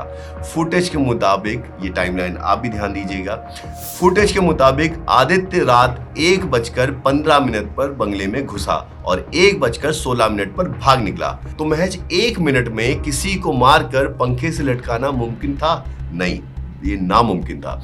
लेकिन सबसे बड़ा पेंच तो ये था कि अभिमन्यु के नौकर प्रेम ने पुलिस को दिए अपने बयान में कहा था कि उसने रात 2 बजे अभिमन्यु को जिंदा देखा था और उसे पानी पिलाया था। वक्त का ये हेर फेर चीख चीख कर कह रहा था कि अभिमन्यु का नौकर प्रेम झूठ बोल रहा था। गौरव ने तुरंत शिंदे को आदेश दिया कि वो जाकर प्रेम को उठा के लाए, लेकिन तभी सब इंस्पेक्टर शर्मा बदहवास हालत में केबिन में आए और उसने एक ऐसी खबर दी जिससे गौरव और शिंदे सन्न रह गए। अभिमन्यु का नौकर प्रेम मारा गया था। पिछली रात बोरीवली रेलवे स्टेशन के ब्रिज से नीचे गिरकर उसकी रहस्यमयी मौत हो गई थी।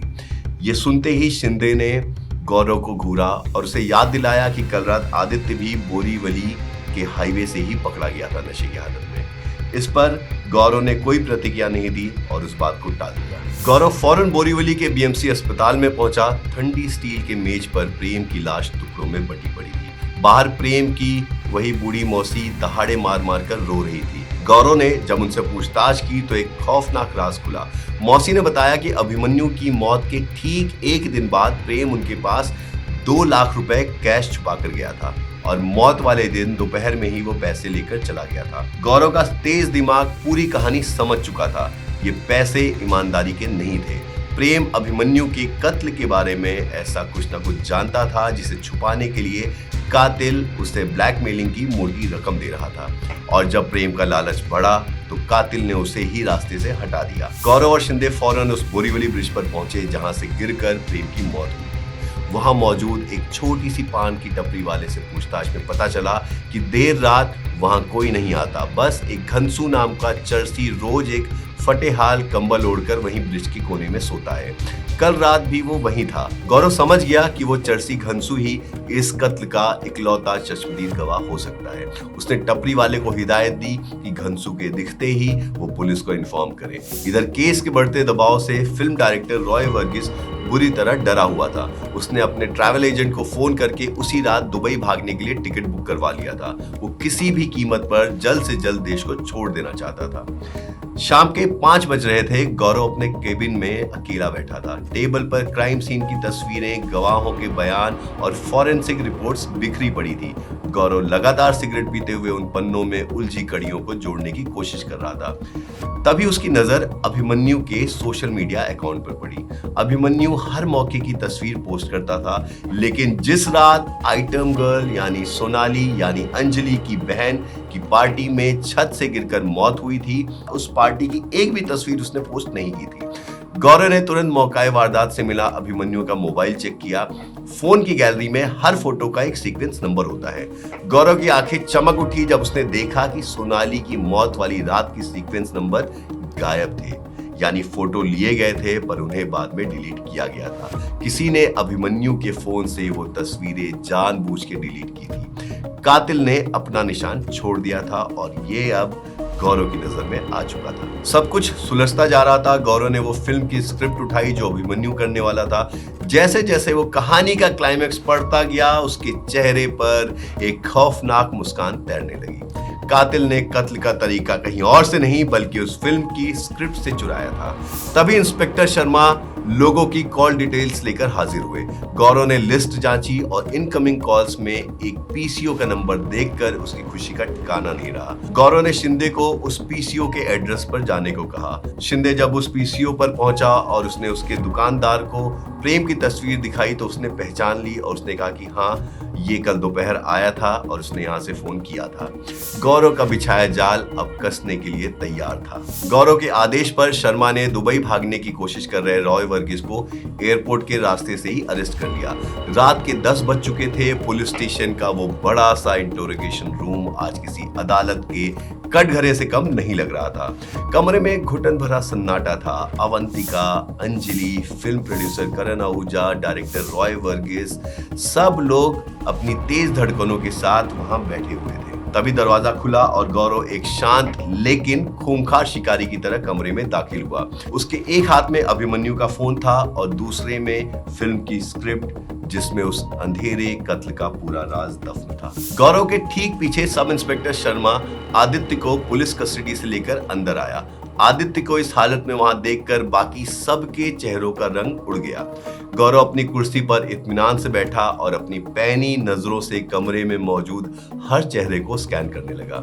उसने अपनी तफ्तीश के तीरों की शुरुआत रॉय वर्गीस से की, जो कुछ ही घंटों पहले दुबई भागने की फिराक में एयरपोर्ट के रास्ते से पकड़ा गया था। जब रॉय ने खुद को बेगुनाह बताने की कोशिश की तो गौरव ने शर्मा को इशारा किया कि वो रॉय को पुलिस की 3rd डिग्री की असली डेमो दे। पुलिस के खौफ और शर्मा को अपनी तरफ बढ़ता देखकर रॉय की सारी हेकड़ी पल भर में निकल गई। डर के मारे पसीने से लथपथ रॉय ने 2 कदम पीछे हटते हुए सब उगलना शुरू कर दिया। रॉय ने कबूल किया कि उस रात आदित्य जो पिस्टल लेकर अभिमन्यु के बंगले पर गया था वो उसी की थी। इसके अलावा अभिमन्यु को डराने के लिए जो अंडरवर्ल्ड के नाम से खौफनाक इंटरनेट कॉल्स आते थे वो कोई और नहीं बल्कि रॉय ही अपने लैपटॉप से करता था और उसने ये लैपटॉप काफी पहले तोड़कर खाड़ी में फेंक दिया था। उसका मकसद सिर्फ इतना था कि अभिमन्यु डर कर वो फिल्म छोड़ दे और आदित्य को उसका छिन चुका रोल वापस मिल जाए। रॉय के बाद गौरव की नजरों का अगला शिकार अवंतिका थी।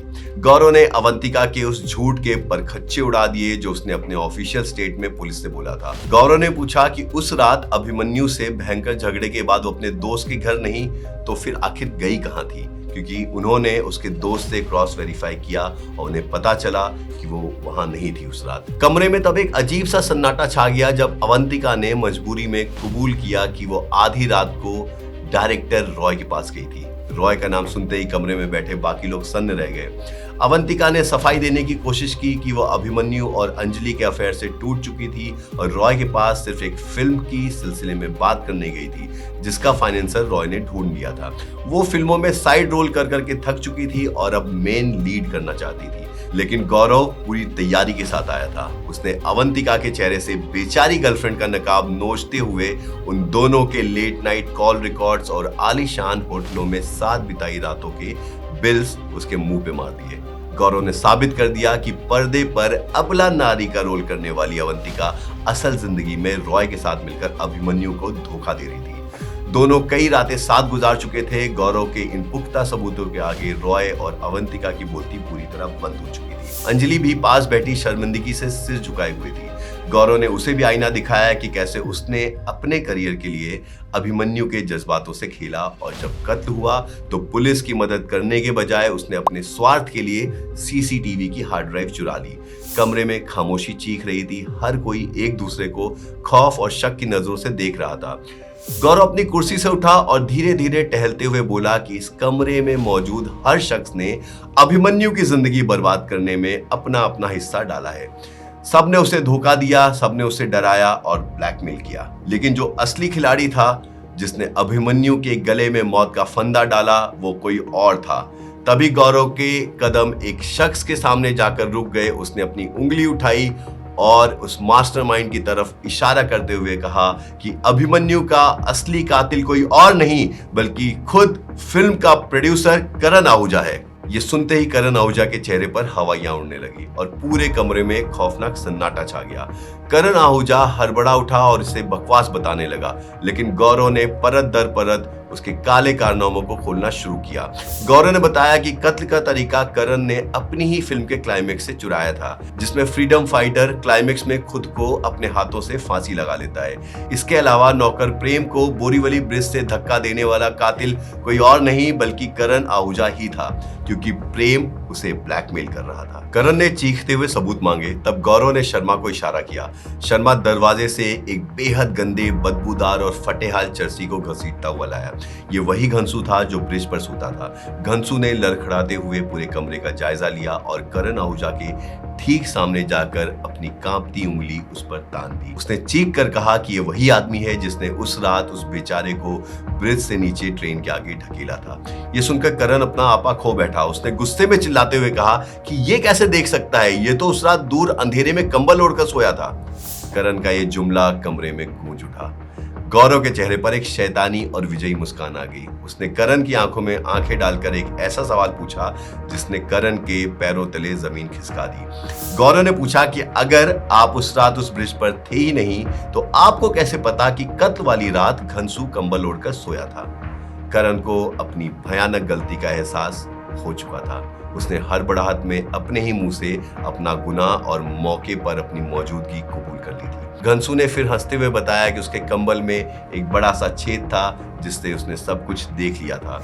उसके बाद एक पुलिस वाला घनसू को कमरे से बाहर ले गया। इंटरोगेशन रूम की घुटन और पुलिस के बिछाए गए इस अचूक जाल में फंसकर बॉलीवुड का वो रसूखदार प्रोड्यूसर करण आहूजा अब पूरी तरह टूट चुका था। जब उसे यकीन हो गया कि अब बचने का कोई रास्ता नहीं, कोई कानूनी दांव पेच अब काम नहीं आने वाला, तो उसने एक गहरी कांपती हुई सांस ली और फिर उस बंद कमरे में उसने वो खौफनाक सच उगलना शुरू किया, जिसकी गहरी जड़ें उस रात से जुड़ी थी जिस रात आइटम गर्ल सोनाली की मौत हुई थी। करण ने पुलिस के सामने कबूल किया कि बॉलीवुड की चकाचौंध के पीछे उसका और सोनाली का एक गहरा पर सीक्रेट अफेयर चल रहा था। करण उसे फिल्मों में काम दिलाता था, लेकिन सोनाली की मांगे अब बढ़ने लगी थी। वो करण पर अपनी बीवी को तलाक देकर उससे शादी करने का जबरदस्त दबाव बना रही थी। जिस रात वो हाई प्रोफाइल पार्टी चल रही थी, सोनाली शराब के नशे में पूरी तरह धुत थी। उसने करण को धमकी दी कि अगर उसने शादी की बात नहीं मानी तो वो इस पार्टी में सबके सामने तमाशा करेगी और मीडिया के सामने उनके रिश्ते का भांडा फोड़ देगी। अपनी इज्जत और करियर को मिट्टी में मिलते देख करण ने खौफनाक फैसला लिया। वो सोनाली को शांत कराने के बहाने चुपचाप 18वीं मंजिल की वीरान छत पर ले गया और मौका देखते ही अंधेरे का फायदा उठाकर उसे नीचे ढकेल दिया। पुलिस और दुनिया के लिए ये एक डिप्रेशन में की गई आत्महत्या, लेकिन करण को इस बात का जरा भी अंदाजा नहीं था कि उस अंधेरी छत पर कोई और भी मौजूद था। वो था अभिमन्यु, इंडस्ट्री के ताने सुन सुनकर थक चुका वो आउटसाइडर जिसने करण को सोनाली को धक्का मारते हुए अपनी आंखों से देखा था और अपने फोन के कैमरे में इस कत्ल की तस्वीरें कैद कर ली थी। अभिमन्यु ने करण से कहा कि वो जाके सबको बता देगा कि करण ने सोनाली का कत्ल किया है और तस्वीरें पुलिस को दे देगा। अभिमन्यु वहां से जाने लगा तो करण ने उसे रोक के उसके हाथ पैर जोड़े और माफी मांगते हुए कहा कि उससे गुस्से में गलती हो गई है और इस बारे में किसी को ना बताएं। लेकिन अभिमन्यु मानने को तैयार नहीं था। उसने कहा कि मैं जाके पुलिस को सब कुछ बता दूंगा। आखिरकार जब करण को कोई और रास्ता नहीं सूझा तो उसने अभिमन्यु को वो फ्रीडम फाइटर वाली फिल्म ऑफर कर दी जो पहले आदित्य करने वाला था। बेचारा अभिमन्यु जो बड़े लंबे समय से एक बड़ी फिल्म का इंतजार कर रहा था, उसने अपने मन को मार के ये ऑफर एक्सेप्ट कर लिया। अगली सुबह अभिमन्यु फिल्म साइन करने करण के ऑफिस पहुंचा। अपने गुनाह को छिपाने और दुनिया की नजरों में धूल झोंकने के लिए करण ने बैक डेट यानी 3 महीने पुरानी तारीख में अभिमन्यु के साथ कॉन्ट्रैक्ट साइन कर लिया फिल्म का, ताकि किसी को शक ना हो कि सोनाली की मौत और अभिमन्यु को मिली इस फिल्म के बीच में कोई कनेक्शन है। लेकिन करण की मुश्किलें यहीं खत्म नहीं हुई। फिल्म का फाइनेंसर इस फैसले से बहुत भड़क गया। उसने करण को साफ अल्टीमेटम दे दिया कि वो किसी टीवी एक्टर के साथ फिल्म नहीं बनाएगा। या तो वो इस फिल्म में फाइनेंसर के बेटे को लॉन्च करे, नहीं तो वो अपना पूरा पैसा खींच लेगा। करण की जिंदगी भर की कमाई और उसका ड्रीम प्रोजेक्ट दांव पर था। एक खून वो पहले ही कर चुका था, इसलिए उसके जमीर ने दूसरी बार उसका रास्ता नहीं रोका। उसने अभिमन्यु को हमेशा के लिए रास्ते से हटाने का एक बेहद शातिर प्लान बनाया। इस खौफनाक साजिश को अंजाम देने के लिए उसे बंगले के अंदर के एक मोहरे की जरूरत थी। अभिमन्यु के बंगले पे आते जाते करण की पारखी नजरों ने उसके नौकर प्रेम की कमजोरी पकड़ ली थी। प्रेम को सट्टेबाजी की भयंकर लत थी और वो भारी कर्ज में डूबा हुआ था। करण ने उसी कर्ज का फायदा उठाया और पैसों का ऐसा बड़ा लालच दिया जिसके आगे प्रेम ने अपनी वफादारी का सौदा कर लिया। फिर आई वो कत्ल की रात। बंगले पर कॉस्ट्यूम ट्रायल के बाद जब सब लोग शराब पीकर पूरी तरह होश खो चुके थे, तब करण ने अपनी बिसात बिछाई। वो अभिमन्यु को बातों में उलझाकर उसके बेडरूम में ले गया। वहां प्रेम ने पहले से ही पंखे से फांसी का एक फंदा लटका रखा था। करण ने अभिमन्यु के नशे का फायदा उठाते हुए उसे एक झूठी और रोंगटे खड़ी कर देने वाली कहानी सुनाई। उसने कहा कि वो इस फिल्म का अनाउंसमेंट बॉलीवुड के इतिहास में सबसे अनोखे तरीके से करेगा। उसने अभिमन्यु को इस फिल्म के क्लाइमेक्स वाले फ्रीडम फाइटर की तरह गले में फांसी का फंदा डालकर एक शानदार पोज देने को कहा। बड़ी फिल्म के नशे और शराब के सुरूर में डूबा अभिमन्यु उस साजिश को समझ नहीं पाया। वो मुस्कुराता हुआ स्टूल पर चढ़ा और उसने खुद अपने हाथों से मौत का वो फंदा अपने गले में डाल दिया। करण ने उसकी फोटो खींचने का नाटक किया और जैसे ही अभिमन्यु पोज देने के लिए तैयार हुआ, करण ने एक झटके में वो स्टूल उसके पैरों के नीचे से सरका दी। अभिमन्यु की सांसें उखड़ने लगी, वो हवा में तड़पने लगा, लेकिन नशे की वजह से वो खुद को बचा नहीं पाया और तड़प तड़प कर वहीं झूल गया। उसके शांत होते ही करण और प्रेम ने बड़ी सफाई से अपना काम किया। करण ने अभिमन्यु के ही फिंगर फिंगरप्रिंट का इस्तेमाल करके उसका फोन अनलॉक किया और ब्लैकमेल करने वाली वो सारी तस्वीरें हमेशा के लिए डिलीट कर दी।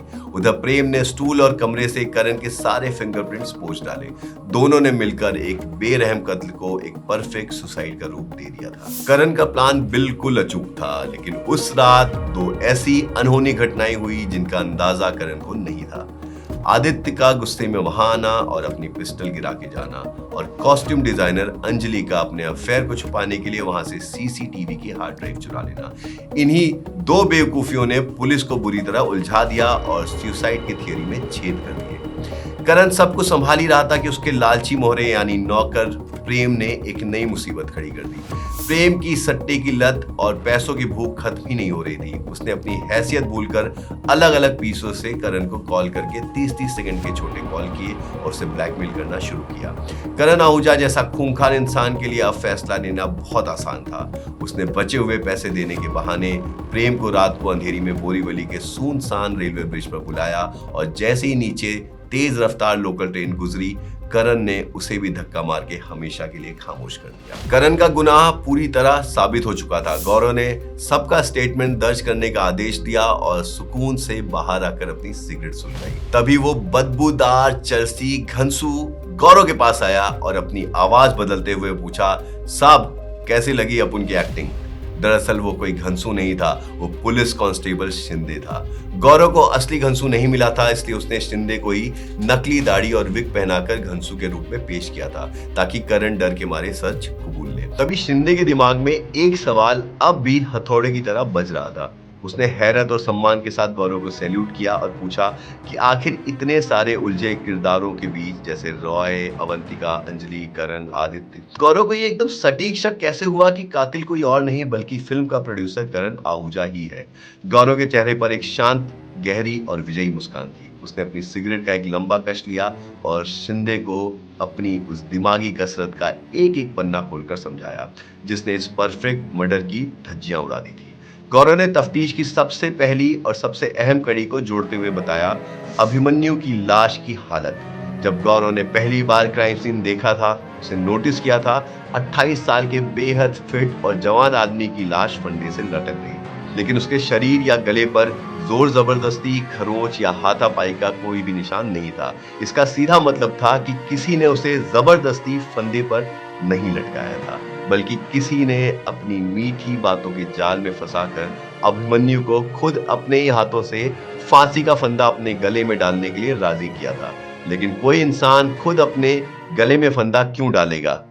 इस क्यों और कैसे का जवाब गौरव को तब मिला जब वो उस फिल्म की स्क्रिप्ट पढ़ रहा था। स्क्रिप्ट के बिल्कुल आखिरी पन्नों में यानी फिल्म के क्लाइमेक्स में लिखा था कि फ्रीडम फाइटर अंत में हंसते हंसते खुद को फांसी लगा लेता है। गौरव का तेज दिमाग तुरंत समझ गया कि कातिल ने इसी सीन का बहाना बनाकर अभिमन्यु को रिहर्सल या लुक टेस्ट के नाम पर फंदा गले में डालने को कहा होगा, और उस रात बंगले में मौजूद लोगों में सिर्फ और सिर्फ प्रोड्यूसर करण आहूजा ही वो इकलौता शख्स था जिसके कहने पर एक एक्टर इस तरह का पोज देने के लिए तैयार हो सकता था। शिंदे सुनकर सन्न रह गया, लेकिन गौरव की तफ्तीश यहीं खत्म नहीं हुई थी। गौरव ने आगे बताया कि करण आहूजा जैसे बड़े आदमी के लिए काम अकेले और इतनी सफाई से करना नामुमकिन था। उसे बंगले के अंदर किसी ऐसे साथी की जरूरत थी जो फिंगरप्रिंट्स मिटा सके और सबूतों से छेड़छाड़ कर सके। गौरव की नजर सीधे उसके नौकर प्रेम पर गई। गौरव को प्रेम पर शक तब हुआ जब गवाहों के बयानों में एक बहुत बड़ा अंतर सामने आया। आदित्य के कबूलनामे और सीसीटीवी फुटेज के हिसाब से आदित्य रात 1:15 पर बंगले में घुसा था और उसने अभिमन्यु की लाश को फंदे से लटकते हुए देखा था। लेकिन नौकर प्रेम ने पुलिस को दिए अपने लिखित बयान में कहा था कि वो रात 2 बजे अभिमन्यु को पानी पिलाने गया था और तब अभिमन्यु जिंदा था। ये 45 मिनट का फासला चीख चीख कर कह रहा था कि प्रेम पुलिस से झूठ बोल रहा है और वो कातिल से मिला हुआ है। गौरव प्रेम को हिरासत में लेकर सच उगलवाने ही वाला था, लेकिन उससे पहले ही कातिल ने प्रेम को बोरीवली ब्रिज से नीचे फेंककर उसकी हत्या कर दी। प्रेम की इस खौफनाक मौत ने गौरव के इस शक को 100% यकीन में बदल दिया कि कातिल करण आहूजा ही है, जिसने अपने पार्टनर इन क्राइम को रास्ते से हटा दिया है। लेकिन करण जैसे रसूखदार आदमी पर हाथ डालने के लिए गौरव को एक ऐसे सबूत की जरूरत थी जिसे कोर्ट में नकारा ना जा सके, और वो सबसे बड़ा सुराग मिला करण आहूजा की कॉल डिटेल्स में। गौरव ने शिंदे को समझाते हुए कहा कि करण आहूजा बॉलीवुड का एक टॉप प्रोड्यूसर है। ऐसे लोग कभी किसी अनजान नंबर की कॉल नहीं उठाते, और अगर कॉल किसी पब्लिक बूथ से यानी पीसीओ से आ रही हो तो फोन उठाना तो दूर की बात है, उसे ब्लॉक कर देते हैं। लेकिन अभिमन्यु की मौत के ठीक एक दिन बाद से करण आहूजा के पर्सनल नंबर पर मुंबई के अलग अलग पीसीओ से 6 से 7 कॉल्स आई थी, और सबसे ज्यादा चौंकाने वाली बात यह थी कि इनमें से हर कॉल की अवधि 30 सेकंड से भी कम थी। क्राइम की दुनिया में बार बार की गई 30 सेकंड से कम की पीसीओ कॉल्स का सिर्फ एक ही मतलब होता है, ब्लैकमेलिंग। ब्लैकमेलर कॉल करता है, अपनी धमकी या पैसों की डिमांड बताता है और कॉल कट कर देता है। करण का ये कॉल्स उठाना साबित कर रहा था कि कोई उसे लगातार ब्लैकमेल कर रहा है। इसी आखिरी और सबसे मजबूत शक को पुख्ता करने के लिए गौरव ने शिंदे को उस आखिरी पीसीओ वाले के पास प्रेम की तस्वीर लेकर भेजा था, और जब पीसीओ वाले ने पहचान लिया कि कल दोपहर प्रेम ने ही वहां से कॉल किया था तो गौरव के दिमाग का पूरा पजल सॉल्व हो गया। प्रेम ही वो ब्लैकमेलर था जो करण से कत्ल का राज छुपाने के पैसे मांग रहा था, और उसी आखिरी कॉल में करण ने उसे पैसे देने के बहाने बोरीवली ब्रिज पर बुलाकर मौत की घाट उतार दिया। कड़ियों को जोड़ने का ये मास्टरमाइंड तरीका सुनकर शिंदे की आंखें फटी रह गई। उसने सोच लिया था कि क्राइम सीन पर छूटा एक छोटा सा निशान या कॉल रिकॉर्ड का एक सेकंड भी गौरव सहाय जैसे तेज तर्रार ऑफिसर की नजरों से बच नहीं सकते। तो दोस्तों, एक स्वार्थ, ब्लैकमेलिंग और बॉलीवुड की चकाचौंध के पीछे छिपे अंधेरे ने 3 जिंदगियां खत्म कर दी, सोनाली, अभिमन्यु और प्रेम। 3 लोग जो करण आहूजा नाम के एक शैतान की शतरंज के मोहरे बनकर तबाह हो गए। दोस्तों, ये कहानी काल्पनिक जरूर है, लेकिन इसकी जड़ें उन असली अंधेरों से जुड़ी हैं जो चमकती दुनिया के पीछे छुपे रहते हैं। जहां पैसा बोलता है वहां सच अक्सर चुप हो जाता है। लेकिन याद रखिए, सच कितना भी दबा लो, लेकिन एक ना एक दिन वो जमीन फाड़कर बाहर आ ही जाता है। आज की ये खौफनाक और उलझी हुई कहानी यहीं खत्म होती है, लेकिन जाने से पहले मुझे कमेंट सेक्शन में जरूर बताइएगा कि ऐसा कौन सा ट्विस्ट था, ऐसा कौन सा किरदार था जिसने आपको सबसे ज्यादा चौंकाया हो। क्या आपको भी शुरुआत में आदित्य या अंजलि पर ही शक हुआ था, या क्या आपने पहले से गेस कर लिया था कि कातिल करण आहूजा ही है, या फिर आपका शक किसी और पर था? आपके जवाब पढ़ने का इंतजार रहेगा मुझे। और हाँ, अगर आप इस तरह के सस्पेंस, क्राइम और इन्वेस्टिगेशन से भरे मर्डर मिस्ट्रीज एपिसोड्स आगे भी देखना चाहते हैं तो कमेंट सेक्शन में मुझे लिखकर जरूर बताइए। आपका फीडबैक ही मुझे और मेरी टीम को ऐसी दमदार कहानियां लाने की ताकत देता है। आज की कहानी यहीं खत्म होती है। अगले एपिसोड में फिर मिलेंगे एक नए सच, एक नए जुर्म और एक नए किरदार के साथ। तब तक आंखें खुली रखिए, दिमाग सचेत रखिए और याद रखिए, सच जितना कड़वा होता है उतना ही जरूरी भी। ऐसी ही सच्ची घटनाएं कहानी की शक्ल में सुनने के लिए सब्सक्राइब कीजिए किलर कहानियां चैनल को। अपना समय और प्यार देने के लिए दिल से शुक्रिया। जय हिंद।